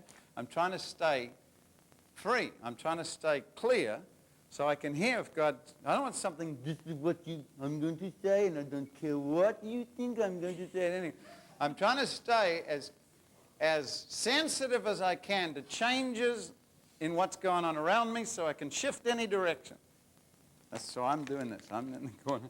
And these ministers are sort of looking over like, hasn't he got his message ready yet? You know, like this. I'm over there, flick, flick, flick, flick. Well, the music goes past, and they introduce me. I'm sitting up there. I'm sort of like 60 seconds, and I'm on. I'm asking God what I always ask him. Give me conviction, compassion, and communication, those three things. Always pray for that every time I speak. Conviction, what is said will be true. Compassion, that people will know I love them enough to die for them. And number 3, communication, that I will have a gift of keeping an audience, which I never had when I was an unsaved person. I had no communication of any kind at all. Totally shy, absolutely withdrawn, no ability to speak to one person, let alone an audience. So I'm praying. Just before I get up, the guy puts his hand on me, this guy who is the world authority on Puritanism. He's sitting right in front of me. He goes, preach the word, brother. Now, look out. There are 5,000 kids there, and I got a choice. Do I please God and help these kids, or do I please this man? That's my choice. I voted with God and the kids, and feel I have to somehow help. Afterwards, I got to get away as fast as possible. So we had a great time. We ran out of counselors. We ran out of counseling space. We had an awesome move of God. But now I've got to go pack my bags and meet Mr. Puritanism, who is still there, who is waiting for me. Everybody else is gone. He's still up on the platform guarding my bag. All right? So I go back up there, and I'm trying not to look. I'm packing this MTV as fast as I can. And he goes, excuse me, brother, may I have a word with you? And I thought, this is it. Now I die. And he said, do you know what you preach like? Now, I've heard it all. Clown, and all this thing. I said, no. He said, you preach like the old Puritan preachers preached. And that totally shocked me. But I realized something. Written is different from speaking. Puritans had big blocks of written stuff. But they had children too. Martin Luther, that guy whose Reformation triggered under him, and the advent of print changed the world, said, I speak not for the university professors of my congregation, about 2,000 people he had, of which there are 14, but for the children and the housewives, of which there are 2,000. And when you look at Martin Luther, he's blunt, funny, tactless. If you read his table talk, he's like Keith Green, you know. He was a musician. People went around not thinking sort of Reformation thoughts, but singing songs like A Mighty Fortress Is Our God. And that's how it spread. Now, I'm trying to make you comfortable here on something. It is not wrong to be real and be yourself. Okay, that? And some of you have been thinking, this is embarrassing because I am not a teenager and I don't even know why I'm in this class. It doesn't matter. I'm not a teenager. I'm 44 years old.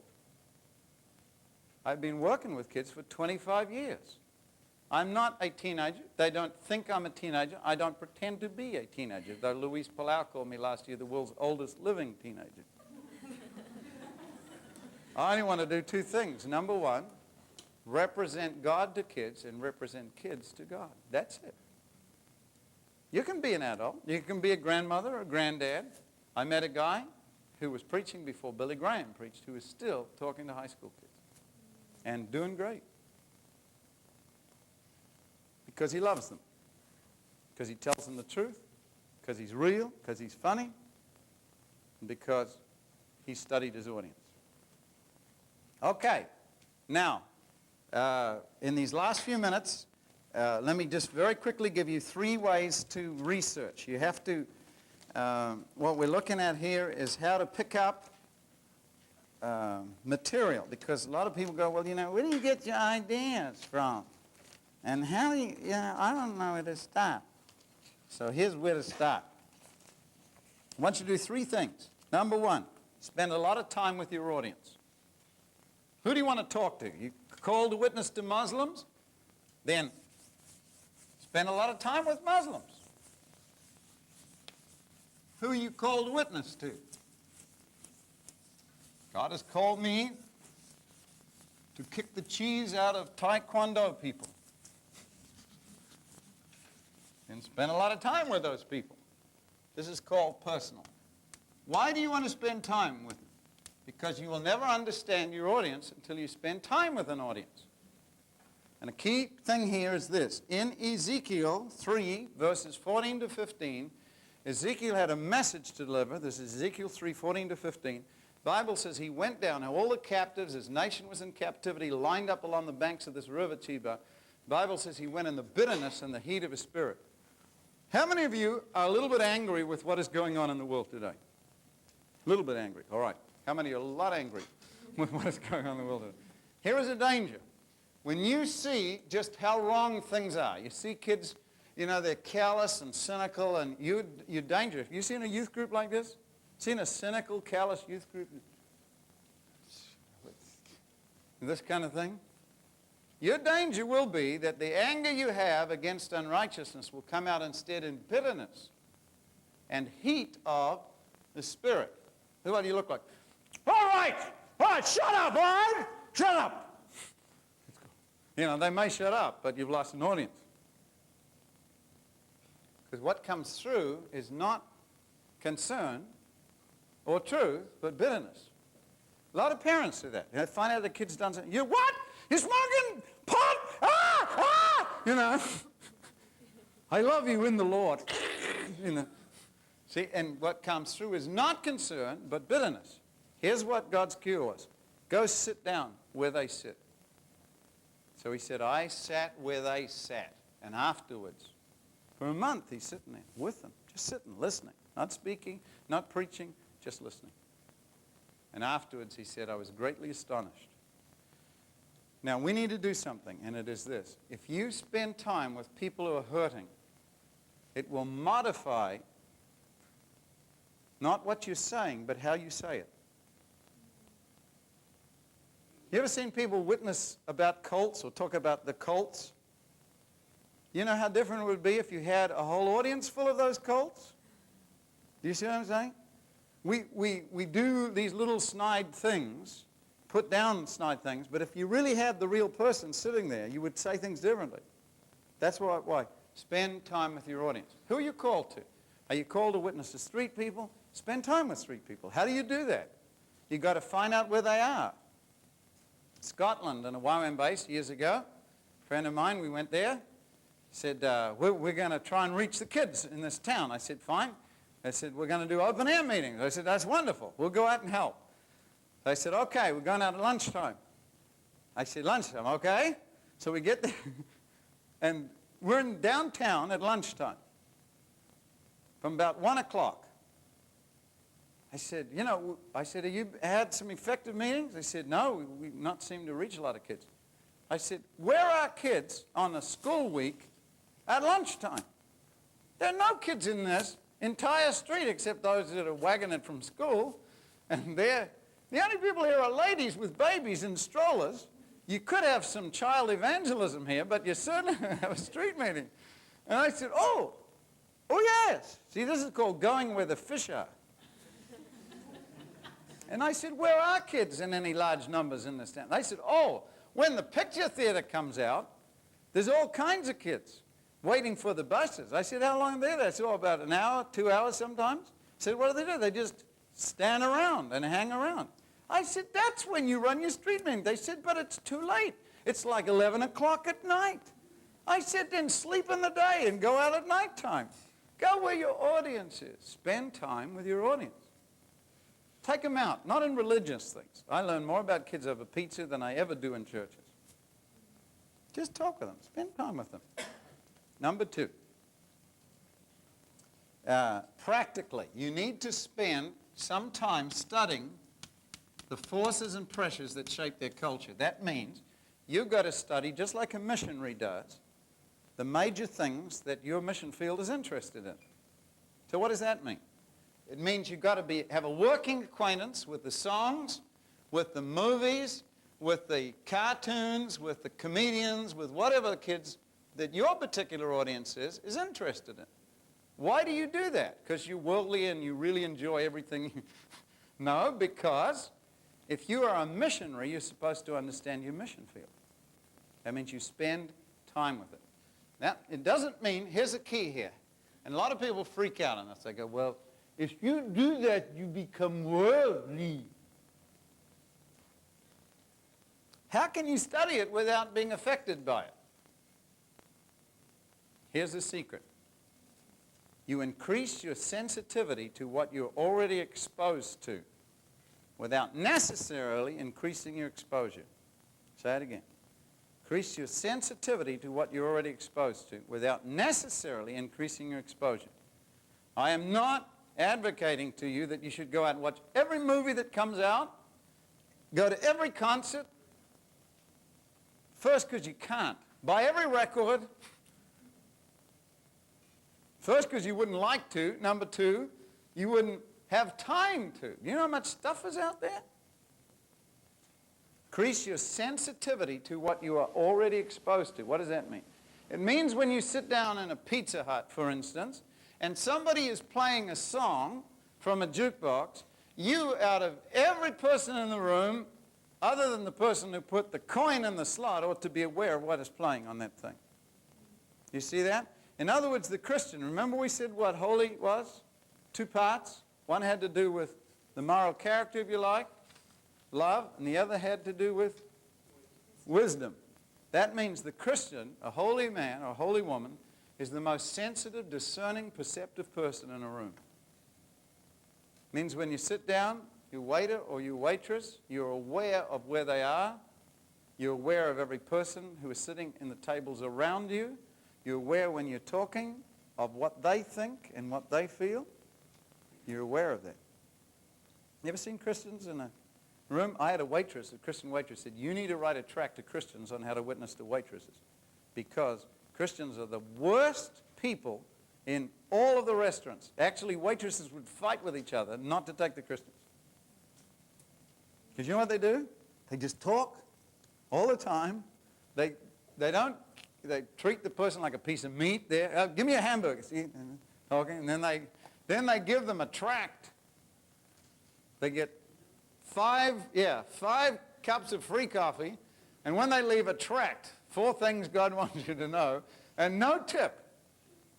The Playboy penthouse crowd comes in, talks to the people, treat them like human beings, learn their names, has some fun with them, leaves them a large tip. See? What's the difference? What do you think Jesus would be like in a restaurant? See? You've got to be aware.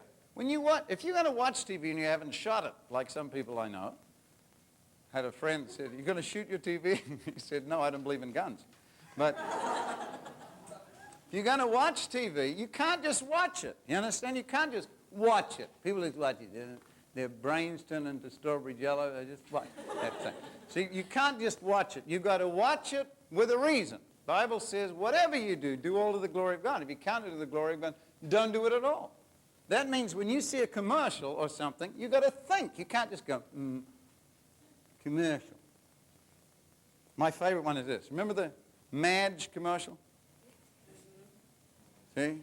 What can I do with these dishpan hands, Madge? See? She's having a manicure. Any woman that can afford a manicure can afford a dishwashing machine. She's having a manicure, right? Why don't you use green gunk liquid, says Madge. Is it safe? You're soaking in it. Ah, she said, pulling out her hands from green gunk dishwashing liquid. And then the big crunch of the commercial. Softens your hands while you do the dishes. You poor sucker that rushed down to get green gunk dishwashing liquid. You think what it means is if you put it in the dishwashing liquid that when you, all day afterwards, your hands remain soft. That's not what the commercial said. It said, softens your hands while you do the dishes, which means as long as you keep your fingers in green gunk, it will stay soft, which is what happens when you put it in water. So I watch commercials sometimes with rolled up socks. And I throw things at the screen. You ever seen this? Part of a nutritious breakfast. The plate is part of a nutritious. I guess a sock, right?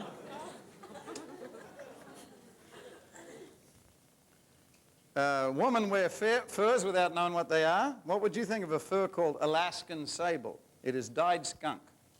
That's what it is. Australian seal is actually dyed rabbit. Blue Japanese wolf is dyed goat. Black Pyro fox is dyed dog. And Russian black marten is dyed possum.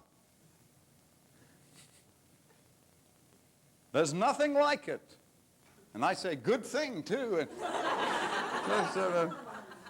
Our brand gives a whiter wash. Then what? Eh? Another sock. Isn't quality the most important thing in an aspirin? No! That it takes your headache away. That's the most important thing in it. So, what are we doing here? We are getting any exposure you have must be constantly filtered and checked. You've got to start thinking like two things. Think like a prophet, think like an evangelist. Prophet keeps looking and saying, what in the fat is this dumb thing saying? This is what God says, what a total jerk thing this is. Okay?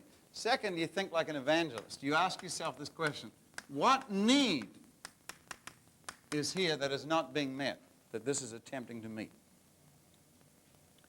Let's take the second most popular movie. I think it's moved to 1 now. Actually, Star Wars has just been displaced because of the videos. E.T., #1 movie of all time.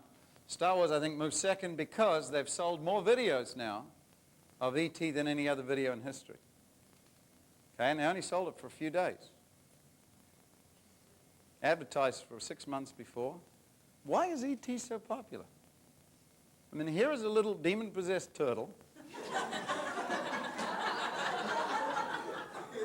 Why? I mean, seriously. Let's see if I can find a picture of this little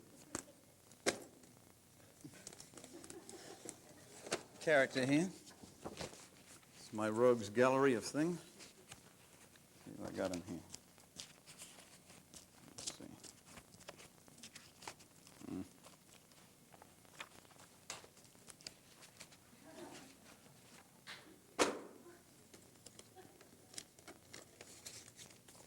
Only 47 more folders to go. Let's see, is it in there? No, it's not in there. Okay. Let's see.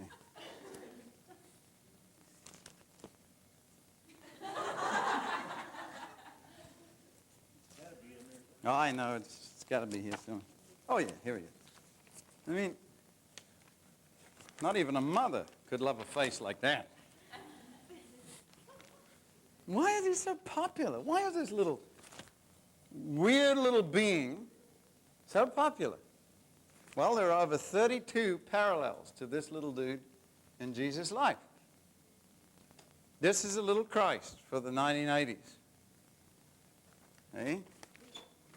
I mean, it's a strange-looking creature. For instance, when E.T. first came out, interview with Spielberg, E.T. is not just a movie, it's a sacred object, a kind of household god for suburbia and for Hollywood. His mother in the movie is called Mary. No dad. See? He's, who knows how old, millions of years maybe. He loves people and heals. Touch, even the ads. See the ads? With the finger, E.T. and Elliot's finger touching. The Adam and God, Michelangelo from the Sistine Chapel. And of course he dies after, and when he dies they give you military time. It's about 3-something in the afternoon, which is about the time they think Jesus died. And then he rises from the dead and he will return. The return. See? Now you can look at E.T. two ways. You can go, oh, isn't it so demonic, man? These people like into these little, look at this, man. I mean, you can just see the demons, man. Look at that. I mean, look at demon stuff, man. You just see little kids lugging one of these things. And if you saw him in the dark night, you get a fright, just like Elliot did. Ah! In the garage, see? That's looking like a prophet. See, prophet knows what is deviation from biblical norm. But you've got to also look at it like an evangelist and say, why are kids all over the world adopted E.T.? Because there is a hunger in their lives for somebody that E.T. has become a substitute for. That means you look with two sets of eyes at everything. Not only prophetically at the wrong, but also at the unmet need. Now, here's a wonderful thing. If you need to do this, you need to make a block of time every week in your schedule. Do you ever go to the mall or anything? You ever do that? Then you need to take a little block of time, 10, 15 minutes even, go to the record store, go talk to the guy with the liver hanging out of his ear and the radiation hairstyle.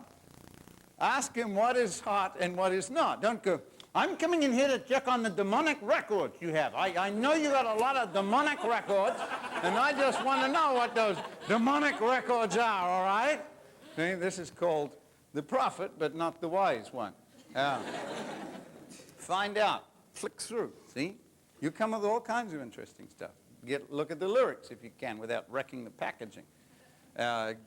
Go to a magazine rack. Pick up a couple of, get a Circus or a Rolling Stone or a Spin or something and just flick through. Have a look. Is anything interesting? Buy the magazine. Or if you're so cheap and you don't want us to put this demonic record on your screen, then memorize the entire page. Okay? You will find more illustrations and real stuff coming to you. And then what you say will be yours, be real, and part of your life. You've got to build it in, though. Why are you doing this? Because any intelligent missionary works with their mission field.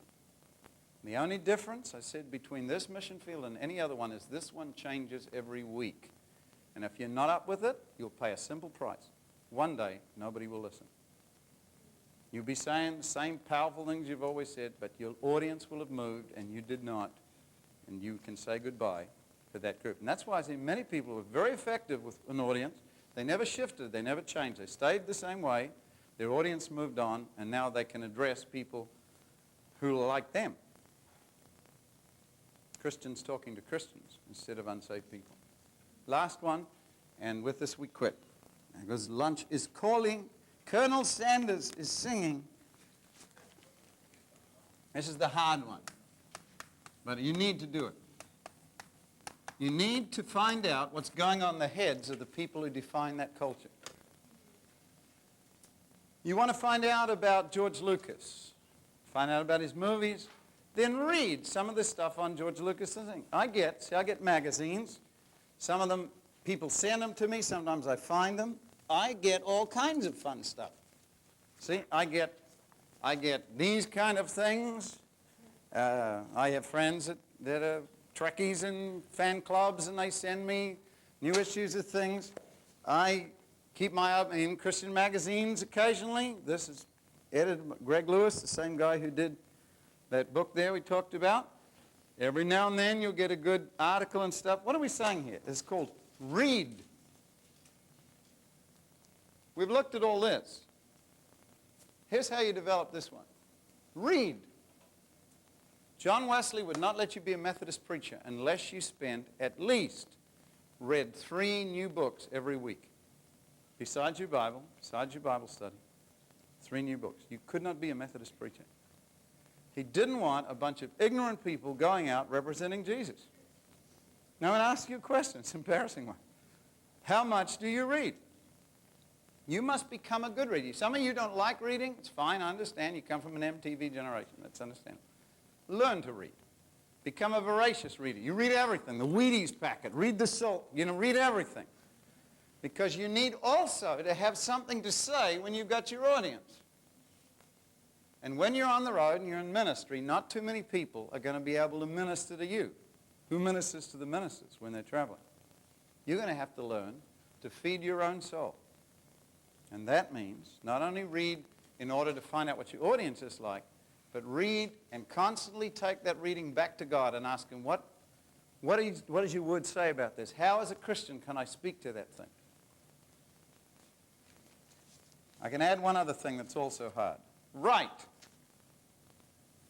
Why write? Write letters. Write diaries. Write little notes. Write poems. Write songs. Write something. Write every day. I do not have a secretary.